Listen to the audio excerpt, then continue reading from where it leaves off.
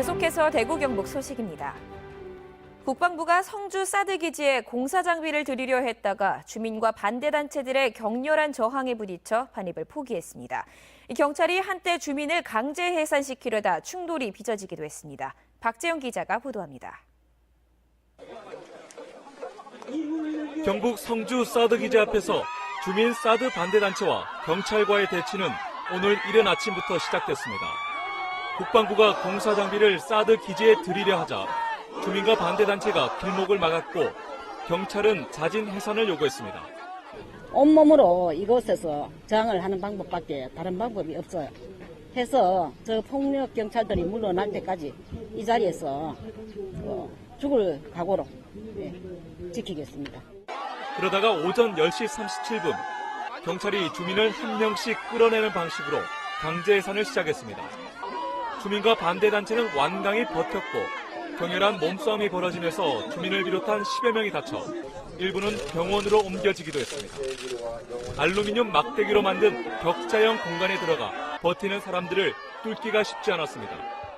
경찰은 해산 작전에 돌입한 지 3시간 반여 만에 결국 철수했습니다.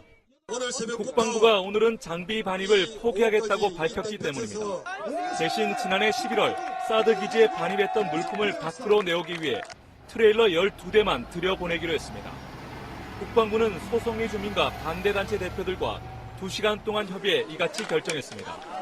일촉즉발의 상황은 이렇게 마무리됐지만 기지 안 장병 숙소와 식당 공사를 위한 장비 진입은 또 시도될 예정이어서 비슷한 대치가 재현될 가능성이 있습니다. MBC 뉴스 박재영입니다.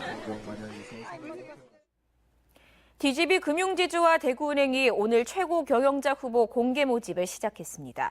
DGB 금융지주와 대구은행 임원 후보 추천위원회는 오는 18일까지 신청을 받아 후보자를 각 2명으로 압축한 뒤 단수 후보를 정해 주주총회 승인을 받을 계획입니다. 금융지주 회장 후보는 외부 인사와 DGB 출신이 모두 응모할 수 있습니다. 은행장 후보는 DGB 금융지주와 대구은행 전현직 경영진으로 제안했습니다.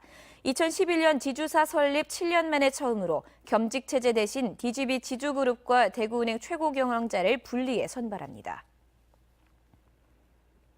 등록되지 않은 차를 몰고 다니다 사고를 내고 도망간 러시아 국적 불법 체류자가 경찰에 잡혔습니다. 대구 달서경찰서는 러시아 국적 불법 체류자 24살 A씨를 도로교통법 위반 혐의로 붙잡아 출입국 관리사무소에 넘겼습니다. A씨는 지난달 말 등록되지 않은 승용차에 폐차된 다른 차의 번호를 달고 운전하다 사고를 낸 뒤 피해자에게 $100짜리 위조 지폐를 주고 도망간 혐의를 받고 있습니다. 2018 대가야 체험축제가 오늘 개막해 대가약 박물원 일원에서 나흘간 이어집니다.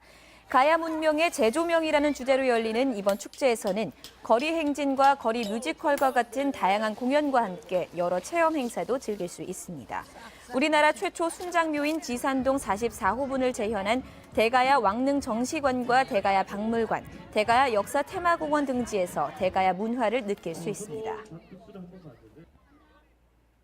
프로야구 삼성 라이온즈가 오늘 저녁 두산을 상대로 연패 탈출에 도전합니다. 어제 저녁 대구 삼성 라이온즈 파크에서 펼쳐진 두산과의 시즌 4차전 경기에서 삼성은 먼저 5점을 뽑고도 경기 중반 불펜 투수들이 연이어 무너지며 역전을 허용하면서 2연패에 빠졌습니다. 연패에 빠지며 최하위 롯데에게 한 게임 차로 쫓기게 된 삼성은 오늘 두산을 상대로 주중 3연전 마지막 맞대결을 펼치는데 대구문화방송은 이 경기를 저녁 6시 15분부터 라디오로 중계방송합니다. 한국국학진흥원이 미국 프린스턴대 동아시아 도서관과 하버드 예칭 도서관과의 학술 교류를 위한 업무 협약을 체결했습니다. 이번 협약으로 해외 한국학 연구자들이 국학진흥원의 다양한 연구 자료를 활용할 수 있게 됐고 전통 기록 자료를 대외에 알리는 계기가 마련됐다고 국학진흥원은 밝혔습니다. 예천군은 오늘 예천읍 고평리 일원에서 농업용 드론을 활용한 원예 작물 병해충 방제를 선보이고 적극 활용에 나서기로 했습니다. 예천군은 원예 작물의 드론을 활용해 농약과 미생물을 동시에 살포하면서 탑재할 수 있는 농약 소개와 고해상도 카메라를 활용한 생육 정보도 점검했습니다. 예천군은 앞으로 드론을 통한 생육지수 측정과 작물별 재배 면적 측정 등의 활용 기술을 적극 보급하고 정립해 나갈 계획입니다. 부지갱이 삼나물 등 봄철 산나물 채취 시기를 맞아 울릉군 관내 각급 기관단체들이 봄철 농촌 일손 돕기에 적극 나서고 있습니다. 참여단체는 울릉군청과 울릉교육지원청 해군, 울릉경비대 소속 230여 명으로 70세 이상 고령자가 경작을 하고 있는 농가를 우선 지원합니다. 지금까지 대구 경북 소식이었습니다. 고맙습니다.